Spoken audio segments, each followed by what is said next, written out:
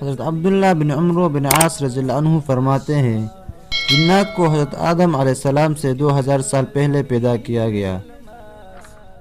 حضرت ابن عباس رضی اللہ عنہ فرماتے ہیں جب اللہ تعالیٰ نے ابو الجنات سموم کو آگ کے شعلہ سے پیدا کیا تو فرمایا تم کوئی تمنا کرو۔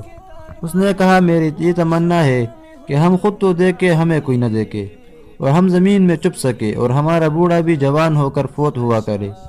تو اس کی یہ خواہش پوری کی گئی، اس لیے وہ خود تو دیکھتے ہیں لیکن دوسروں کو نظر نہیں آتے، اور جب مرتے ہیں تو زمین میں غائب ہو جاتے ہیں، اور ان کا بوڑھا بھی فوت نہیں ہوتا مگر جوان ہو کر، یعنی جیسا بچہ آخری عمر تک پہنچ جاتا ہے اسی طرح ان کا بوڑھا بھی جوان ہو کر مرتا ہے۔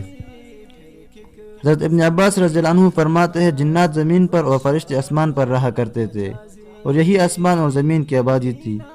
ہر آسمان کے الگ فرشتے تھے، اور ہر آسمان والوں کی نماز، تسبیح اور دعا مقرر تھی، اور ہر اوپر کے آسمان والے اپنے نیچے کے آسمان والوں سے زیادہ دعا کرنے والے تھے، زیادہ نماز اور تسبیح کرنے والے تھے۔ بس آسمان کے آباد کنندگان فرشتے تھے اور زمین کے جنات۔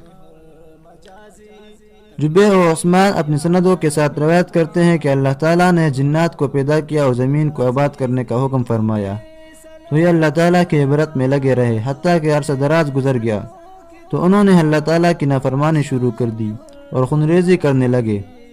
ان کا ایک بادشاہ تھا جس کا نام یوسف تھا، اس کو انہوں نے مار ڈالا تو اللہ تعالیٰ نے ان پر دوسرے آسمان کے فرشتوں کا ایک لشکر بھیجا۔ اس لشکر کے جن کہا جاتا تھا، ان میں ابلیس بھی تھا جو 4000 کے لشکر کا سردار تھا۔